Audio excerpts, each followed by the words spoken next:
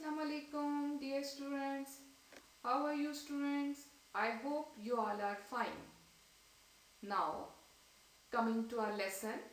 Today, our lesson is Opposition and Persecution by Quraysh. This topic is from section Life and Importance of Holy Prophet. In this chapter, we are studying the relevant facts related to life of Holy Prophet and its importance in our individual and communal life. When Holy Prophet declared his message in public and called upon the people of Makkah to adopt it as a faith and way of life, he moved into a new stage in the history of preaching Islam.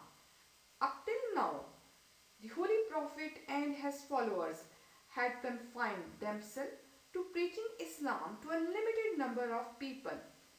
The Holy Prophet's declaration of his message, however, changed the picture as the whole society was now called upon to accept a total change where they were not only asked to pay homage to Allah instead of their idols, but they were also asked to bring about a complete change in their social conduct, economic and commercial practices, as well as their political thoughts and influence. The response of influential people of Makkah was hostile. They felt that unless they met the new call with stiff opposition, it was bound to be accepted by a large section of population, especially the poor and the slaves. Among those who took the lead in opposition were the most influential chiefs of Quraysh, namely Abu Jahl, Abu Lahab, Abu Sufyan, Walid bin Mughira, Utbah bin Rabi. In addition, the Holy Prophet of Islam, as well as his loyal friends and those who had newly adopted Islam, were most severely tortured and tormented by the infidels. One day, the Holy Prophet of Islam observed Ammar bin Yasir and his family being tortured by the enemies of Islam. Addressing Ammar and his family, he said, I give you, Ammar's family, the good tidings that paradise will be your eternal abode. Ibn Athar has written, Ammar and his parents suffered severe tortures from the idol worshippers. The idol worshippers forced them out of their house in the hot burning weather and tortured them under the burning rays of the sun, inflicting the most unbearable tortures upon them so that they would leave the faith.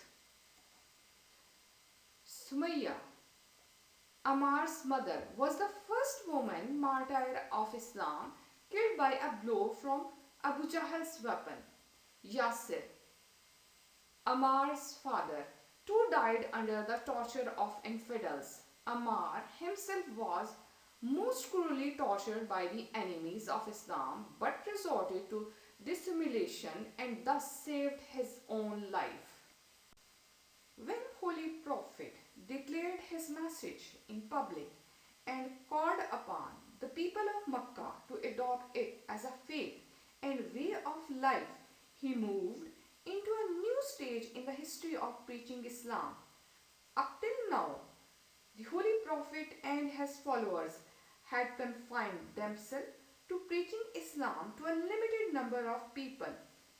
The Holy Prophet's declaration of his message, however, changed the picture as the whole society was now called upon to accept a total change where they were not only asked to pay homage to Allah instead of their idols, but they were also asked to bring about a complete change in their social conduct, economic and commercial practices, as well as their political thoughts and influence. Zunaira, she was a slave girl who was tortured till she turned blind. Hubayb ibn Arath, He was a blacksmith who was branded on the back with his own tools.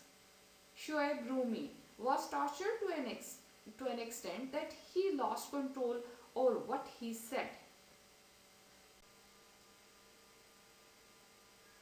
The Quraysh adopted milder punishments for their own kinmen.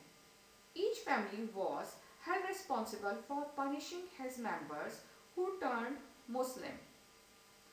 Hazrat Usman Ghani, he was chained by his uncle because he was not ready to avert.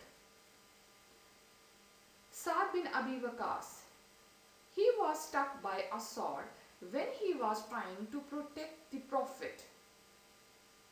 Hazrat Abu Bakr Siddiq was bitten so severely that he was about to death.